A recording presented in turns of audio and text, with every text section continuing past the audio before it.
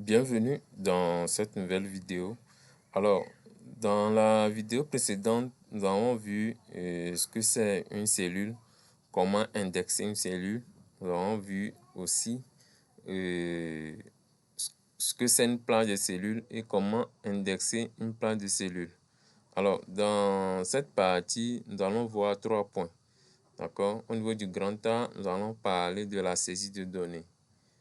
Au niveau du grand B, nous allons parler de ce que c'est une poignée de recopie. Et au niveau du grand C, nous allons parler de la duplication instantanée. Donc, le raccourci de la duplication instantanée, c'est CTRL plus Entrée de votre clavier. D'accord?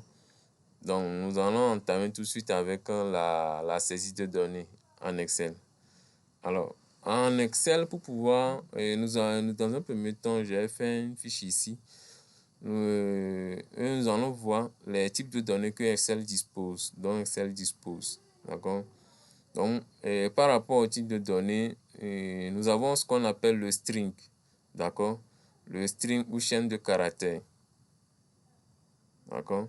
Ça, quand on parle du string, c'est tout ce qui est en rapport avec les chaînes de caractères. Autrement dit, les lettres, les alphabets, tout ce qui est chaîne de caractères. Et ensuite, nous avons ce qu'on appelle l'integer. D'accord? Ça, c'est... Quand on parle d'integer, c'est tout ce qui est en rapport avec les nombres entiers. D'accord? Que ce soit entier naturel. Voilà. Et nous avons ce qu'on appelle le booléen. Le booléen prend en compte deux valeurs, soit vrai ou soit faux. Donc, valeur si vrai ou valeur si faux. Ouais. Et nous avons aussi le float ou nombre à virgule. Mais pour ces cas aussi, nous allons prendre le temps au fur et à mesure que nous avançons, nous allons parcourir ça. Mais pour cette vidéo, nous allons plus nous baser sur le string et puis l'integer. D'accord? Le string ou bien l'integer, c'est des termes en anglais en fait. D'accord? Généralement, dans presque tous les langages de programmation, il y a ces noms-là. Ce sont des termes en anglais. D'accord? Donc, dans les langages de programmation, ce sont des termes qui sont plus utilisés. Et Excel aussi dispose de ces types de données-là. D'accord? Donc, si je saisis par exemple string ici. D'accord? Je saisis string. Là, j'ai eu à saisir du string dans une cellule. Nous avons vu ce que c'est une cellule. Maintenant, ce qui m'intéresse ici, je vais vous parler de la position des données dans les cellules. D'accord? Je vais parler de la position des données.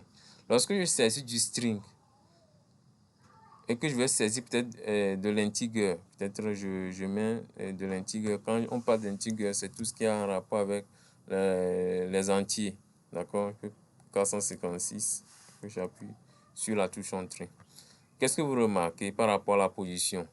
Lorsqu'il s'agit de l'integer, le contenu se met à droite de la cellule. Ça, c'est par rapport à la position. Si je suis au niveau de cette cellule, nous sommes au niveau de la cellule A3.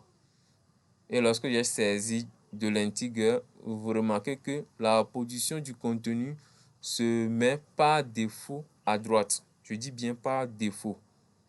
D'accord?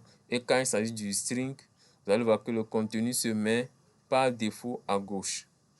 Ce qui veut dire que si je mets peut-être à saisir, peut-être tableur, vu que nous utilisons Excel, je saisis tableur. Qu'est-ce que vous allez vous remarquer? Une fois fini de saisir, vous appuyez sur la touche Entrée. Vous allez voir que le mot tableur, le contenu de la cellule, par défaut, se met à gauche au fait. Se positionne à gauche, se place à gauche de la cellule. Et quand il s'agit d'un integer, peut-être je mets 1500, je vais mettre, ou bien 5000. Vous allez voir que le contenu de la cellule se met à droite par défaut. Ça, donc ce qui veut dire que lorsque vous utilisez Excel ou bien vous êtes sur une feuille de calcul en Excel, lorsque vous saisissez des valeurs, ce qui veut dire que déjà à travers la position du contenu, vous devez avoir une idée du contenu. D'accord? Ça veut dire que lorsque vous saisissez des valeurs, donc juste à travers la position des contenus, vous aurez une idée si c'est du string ou bien de l'integer. D'accord? Maintenant, il peut arriver que dans une cellule, on va saisir les deux à la fois. Supposons je mets peut-être classe 1. Je peux mettre classe 1. Si je mets classe 1 et que j'appuie sur la touche entrée, qu'est-ce que vous remarquez? Vous allez voir que le contenu de la cellule est à gauche. Ce qui veut dire que lorsqu'on saisit du string et puis de l'integer dans une cellule, le contenu reste à gauche. D'accord? Si je mets à saisir par exemple tableur 1 ou bien tableur 2, si je mets, je saisis tableur 2, tableur 2, et que j'appuie sur la touche entrée, vous voyez que ça c'est du string et puis de l'integer dans une cellule. Vous allez voir que par défaut, Excel le met à gauche. D'accord? Donc là, c'est ce qui veut dire que lorsque vous voyez un string et un integer, ou par rapport au positionnement, vous aurez une idée. Ça, c'est par défaut. Maintenant, nous avons la possibilité, lorsqu'on vient au niveau de l'onglet accueil et du groupe alignement, nous avons la possibilité de pouvoir modifier la position des contenus des éléments. D'accord?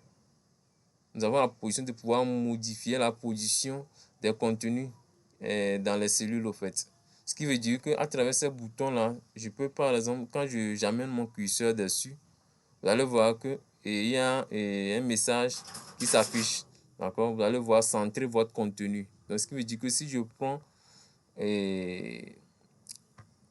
un des éléments ou bien une des cellules, avant de pouvoir apporter peut-être de la modification ou bien de pouvoir changer le positionnement, il va falloir sélectionner la cellule. Et pour sélectionner une cellule, on a déjà fait ça. Donc, vous sélectionnez la cellule et vous venez au niveau du groupe alignement. Vous allez prendre l'option que vous voulez. Ce qui veut dire que lorsqu'il s'agit même d'un string ou bien d'un integer, c'est valable. Donc, si je prends centré, vous allez voir que le contenu de ma cellule est centré maintenant au milieu.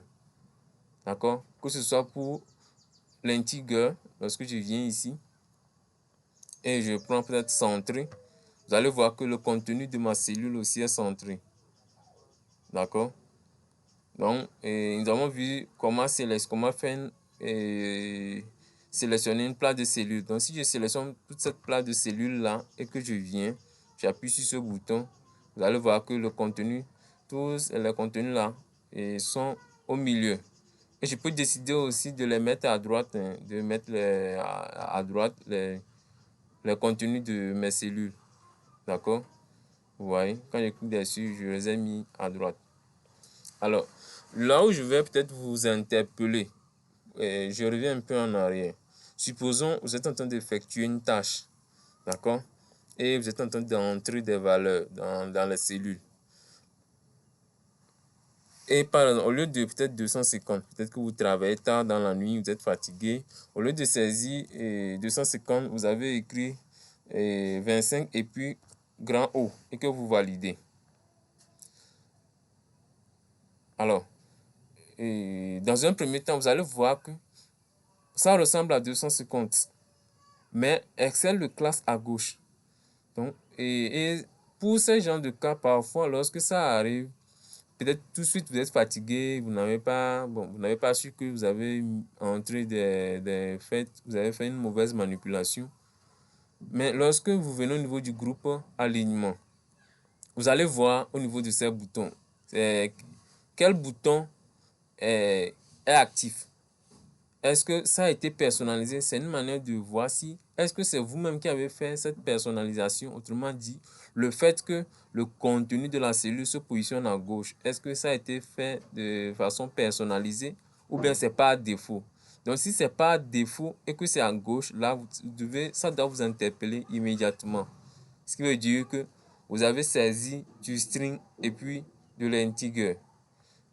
Pareil, lorsque je vais mettre peut-être au lieu de 5000, je mets 5000, j'écris 2 0 et puis je vais ajouter un O.